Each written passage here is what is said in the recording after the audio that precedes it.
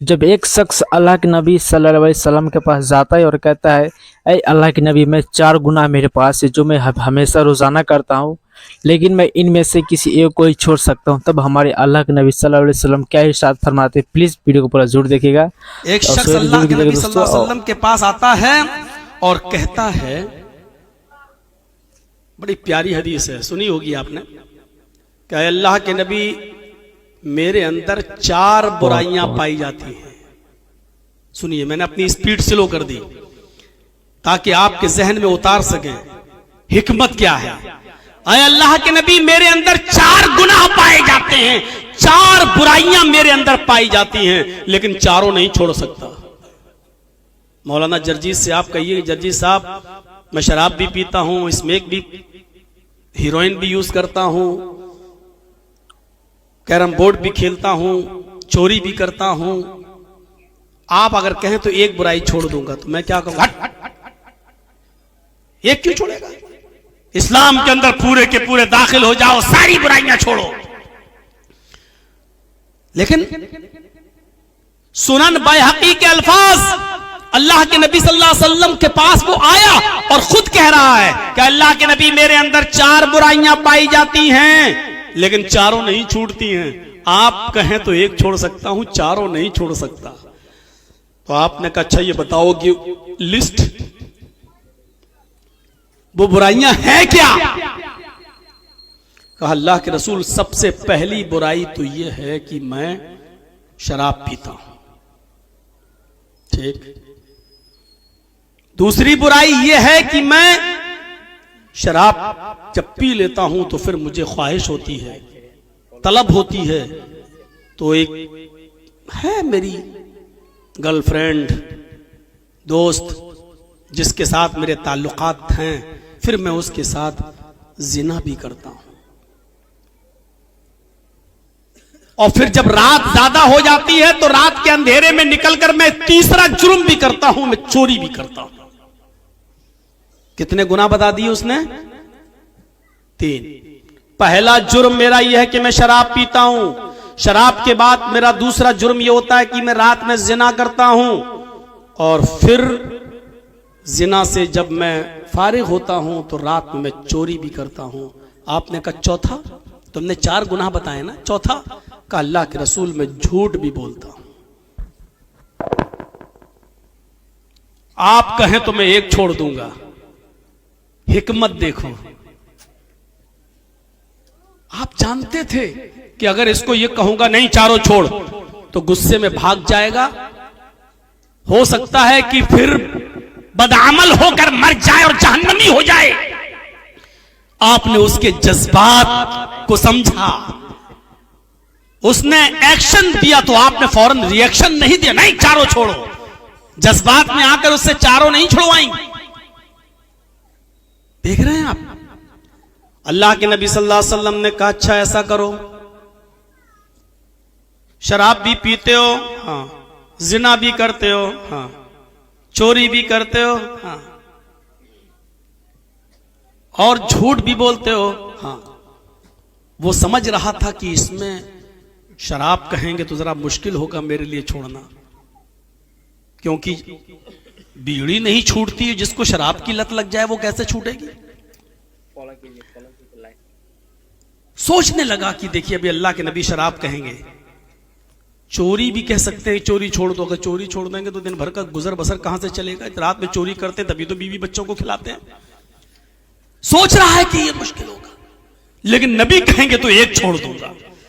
अल्लाह के नबी ने कहा, चाहे काम करो कि तुम झूठ छोड़ दो।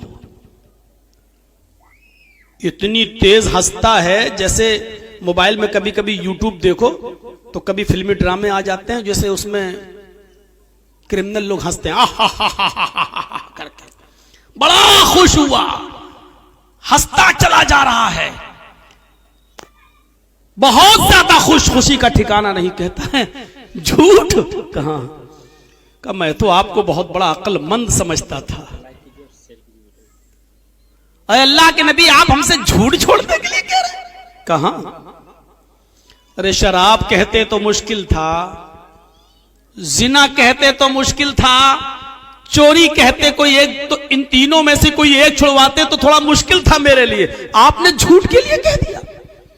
आपने कहा कि जाओ तुम सिर्फ झूठ छोड़ दो, कल आकर मिलना मुझसे।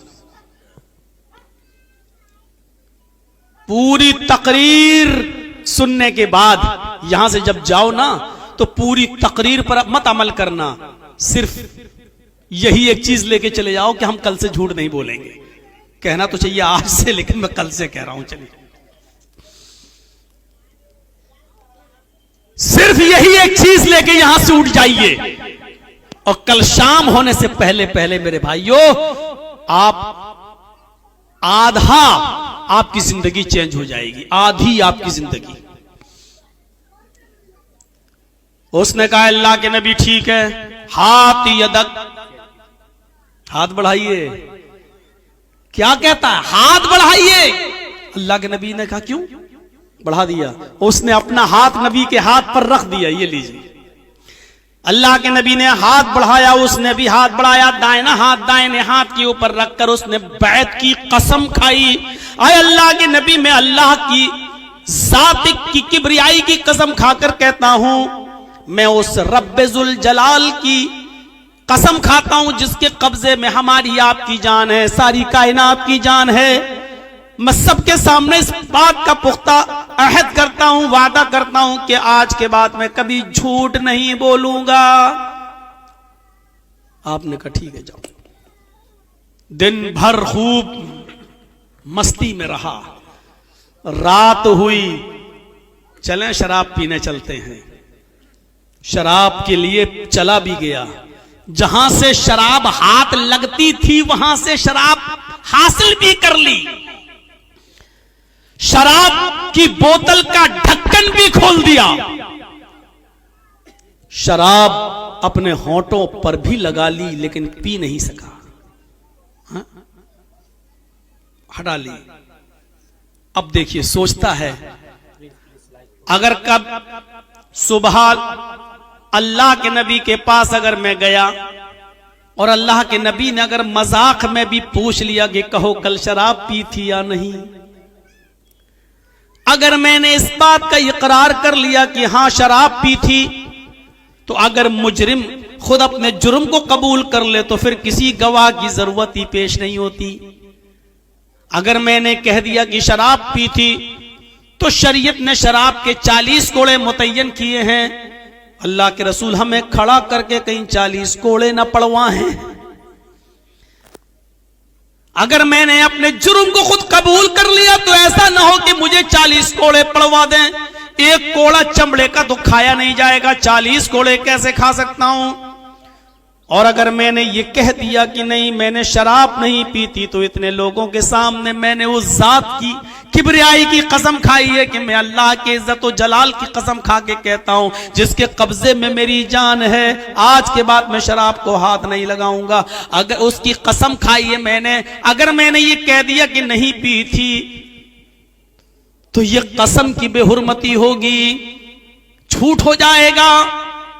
कुछ भी हो, मैं अल्लाह रब्बुल आलमीन की जात की कसम खाने के बाद उस रब्बुल जलाल के साथ धोखाधड़ी नहीं कर सकता।